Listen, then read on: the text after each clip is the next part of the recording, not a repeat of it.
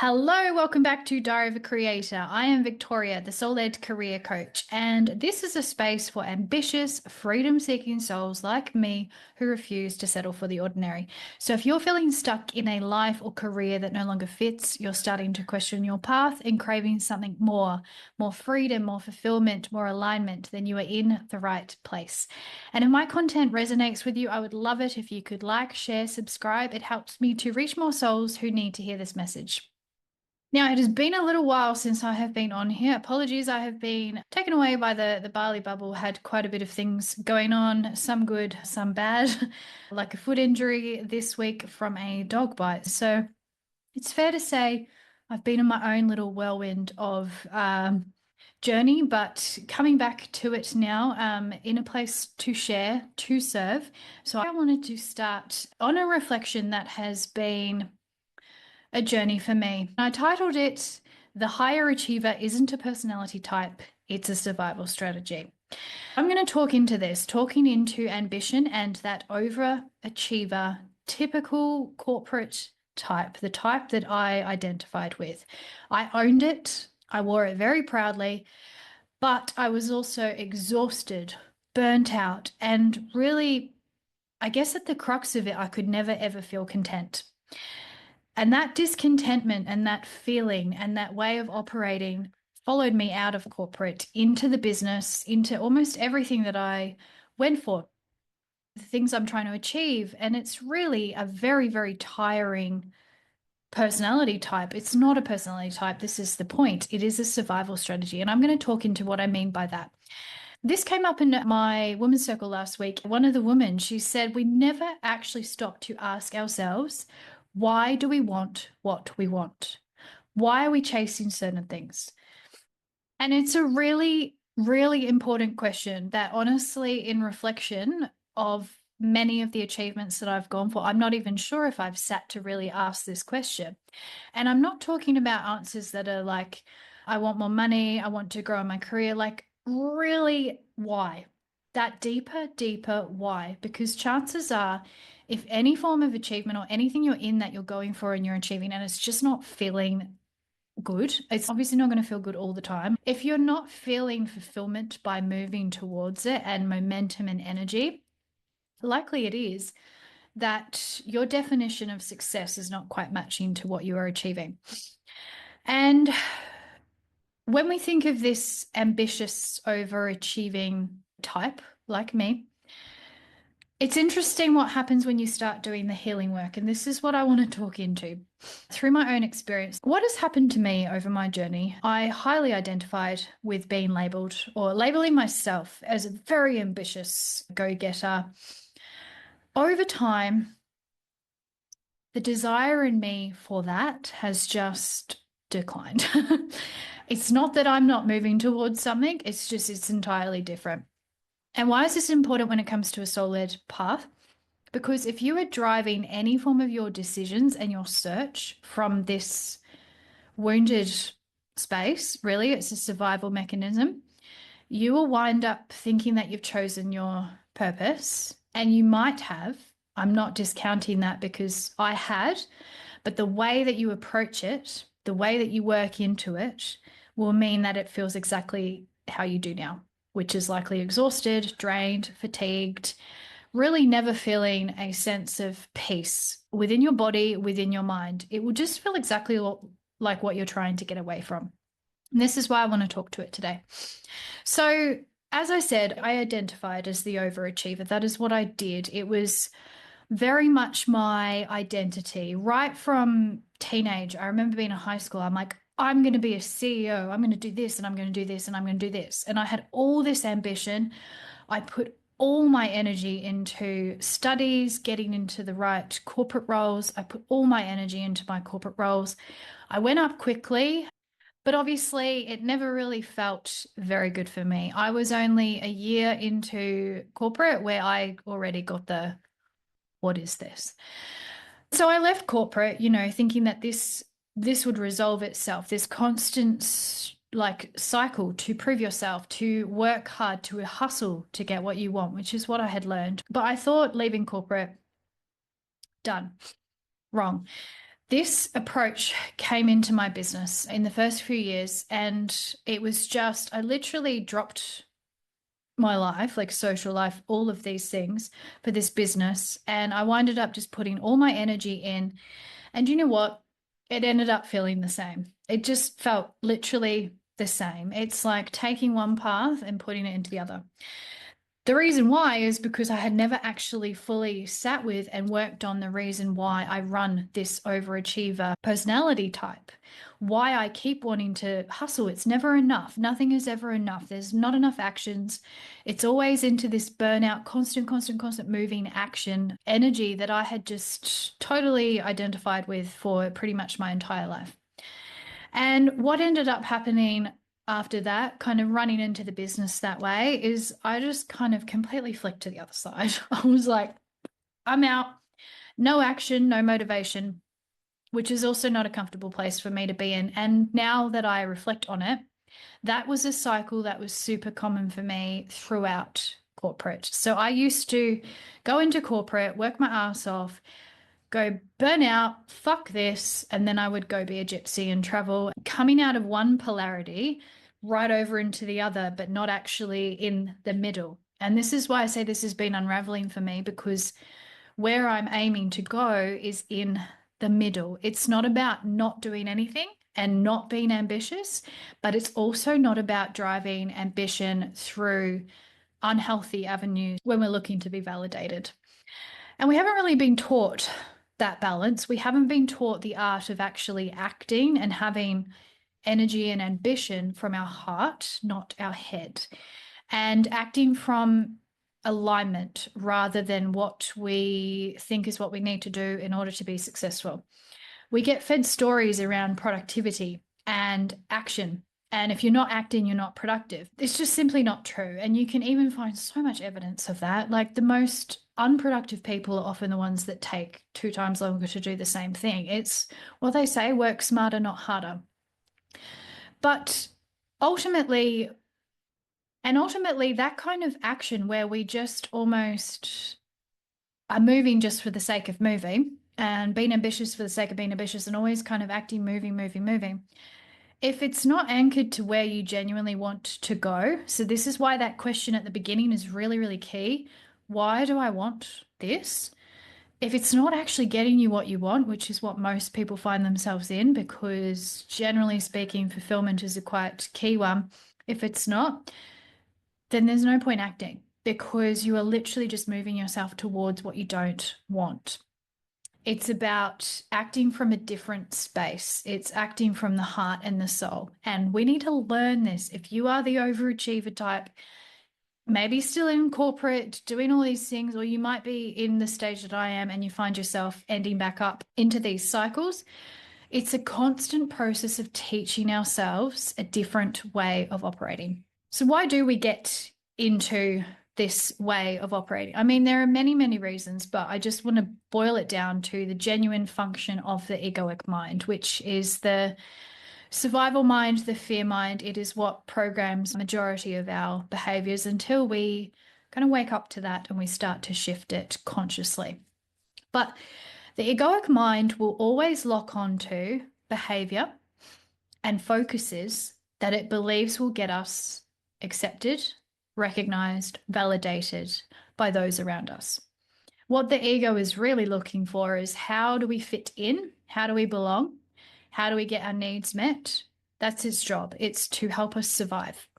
And if you resonate as an overachiever, then you either have a wounded connection to the masculine figure in your life. I want to premise that that's an energy, not necessarily father or mother. It can be whoever holds the masculine energy, because what we're actually seeking from the masculine energy that we grow up around, or maybe you didn't have a masculine energy, which will also be playing into this, we look to them to validate how we operate in the world. That's what we're looking for the masculine from. And if we did not receive this in any shape or form, so what we're talking about here is like acknowledgement for It could be like when you're younger, like sports, like you did really good, and there's like a masculine almost guiding you through the way. If we didn't receive that attention from the masculine, unconsciously, we have been wired to almost overcompensate. And all of our achievements are running off of this. It's chasing a validation that we never felt we received. Issue is just like a never ending escalator. The other way is just generally in your family, this type of behavior or focus was rewarded, recognized, or prioritized by your family. So that was me. Achievement, brains, academic were very valued in my family. I was taught very early on that it was my strong suit. So, not my personality or my warmth or anything. I was a very shut down child. It was always my academic performance. And so, what does a child take from that? Oh, okay. If I excel in this area, I'm going to get the attention and love that I need in order to survive. If I achieve, this is going to make me valid. And herein starts this cycle. Without us even realizing why we're doing it, it's this constant cycle of trying to find that validation that deep within the inner child doesn't feel like it ever got. Now, whichever way you're coming from it, and I'm not discounting achievement. I'm talking about the overachievement where it's constant. It's like you've got one thing onto the next, you've got one thing onto the next. There's no level of contentment that comes in during that process. And a lot of the achievements that you get don't really actually hit the spot because there's always this like emptiness that you kind of feel inside. That's the type of energy I'm talking about that. And why is this really happening? It's because we define success based on what the external environment has told us. So, whatever we have learnt is success, our overachieving will be geared that way. And we'll keep running that way until we work out what we're doing, which is what happened to me. But funnily, there was a level of it that I worked out when I left corporate because I knew corporate wasn't it. But that identity hadn't changed because I was still operating it in my business. And the funny thing about a soul-led business and path is the soul doesn't let you go far in that energy because things just stop working. They just stop working. Like that's what happened to me. I could hustle as much as I wanted. It didn't work. I was getting very evidently told or shown, stop, you're going the wrong way. What you're doing is not wrong. The way you're doing it is because it's this wounded type of I need to prove who I am as a person. You might label it as purpose, mission, all of these things, and underneath it, there likely is. However, the way that you're operating through it is this premise that you need to prove your purpose and be a worthy person and a good person, and all of these things that come up through the ego. But the only thing that can really ever truly define what your success is and where you want to put your energy is you. And when we are anchored to an external definition of success, there's always going to be a level of disconnect within. It's never going to completely satiate or feel good. That is the key divider. Now, how do we start to shift out of it? Well, one, if you're listening to this and you identify with these signs, explore it because it's a never ending journey that's just going to feel exactly the same as what you're trying to get out of. And I've had to go through the hard lessons on this one where instead of driving from the ego and all of that, coming back into the heart and the soul, which will naturally move slower. Naturally, it won't move at the time that you want. You might feel like sometimes you have no clarity at all because it's not ready to give it to you. It's really, really coming back into the body and trusting.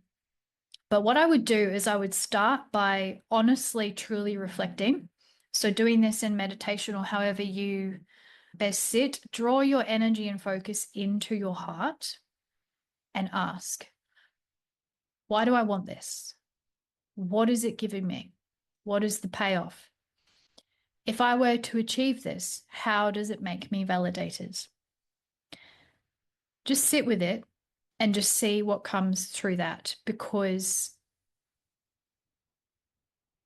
often the answer that we get initially will probably maybe be surface, but you really want to dig into, why do I want that?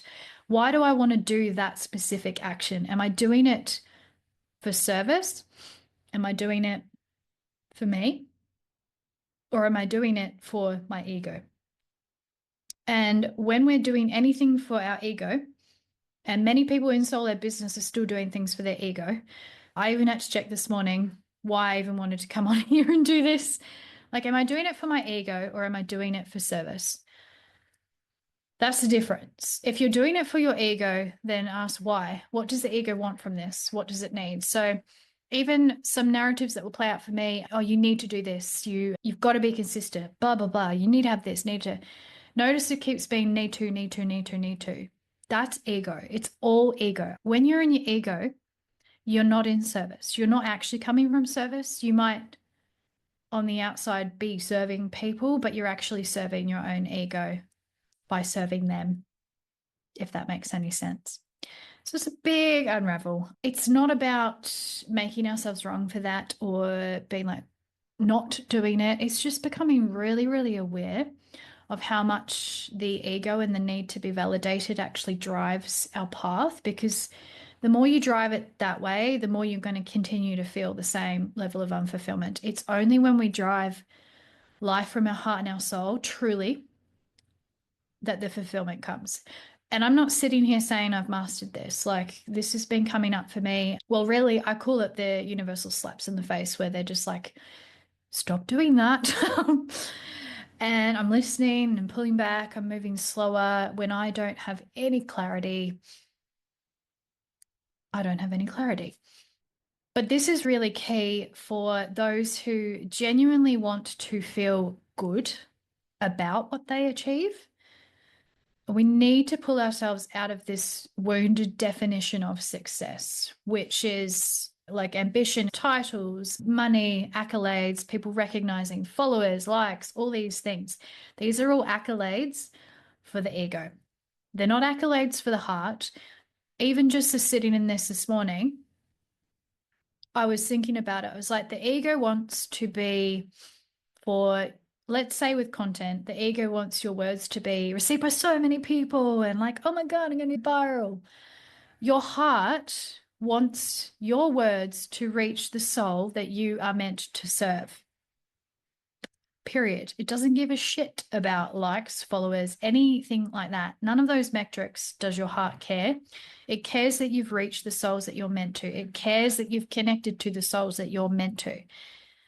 It's a totally different metric. It depends where you want your focus to be, honestly, because we all have a choice in this. All I'm saying is from my own lessons and learnings of being more in the validating path without realizing it, is it doesn't bring happiness. And happiness is my definition of success. Well, not happiness, peace and fulfillment, and to genuinely serve others and really be in that, like really, really love it. But when you're putting yourself out in a soul-led path, your ego is going to be there going like, oh, people are receiving it. Oh, like there's just always that element there. So we need to be really aware of it and pay attention. Pay attention when it's pulling you off course, because it will. It's pulled me off course like so many times. It's just like, we're all works in progress here. We're all walking each other home. We'll just go with that. For me, number one, that question is key. Like, what am I even doing this for? And is it heart or ego? I resisted what the heart was saying for a long time because I couldn't trust into it. I just thought the only way to get things done, do things, achieve was to be in the action hustle, the to-do list. And I just resisted the notion that, which I've been pulled into, which is part of the reason why I wasn't on for a little while, the notion that rest and inaction is also productive. Like that for me is difficult. I have even been in bed most of the weekend with what I thought might be a rabies foot infection, which is fun. But I keep getting these things that keep pushing me to rest. And it's interesting because after the periods of rest, the energy comes, the creation comes. It's just, we are cyclical. We're not always meant to be on. The rest and the pullback is just as important as shifting forward. And Teal Swan even had this really good reel where she said the people that understand success most are the types of people that sit back and wait for the right momentum, time, all of these things, and then they propel forward. What we define as success in society is the people that just run forward straight away, act, act, act, act, act. That's a slow path. The path where you're waiting for the alignment, where you will be in an action, rest, all of these things, actually propel forward quicker. Why? Because they're actually in alignment. It's all about alignment with that. And I'm going to pop a link for anyone who feels ready for the journey. If you're ready to step into the soul-led path, find out what's in store for you, what your intuition is saying, and the inner work, which is what I help you through, that needs to kind of be happening in order for us to be acutely aware of when our ego is driving and when our heart is driving. And that's really what we want to get to, is an awareness of the two parts, and then go, thank you for driving my life, but I'm going to follow my heart. So I'm going to leave it there.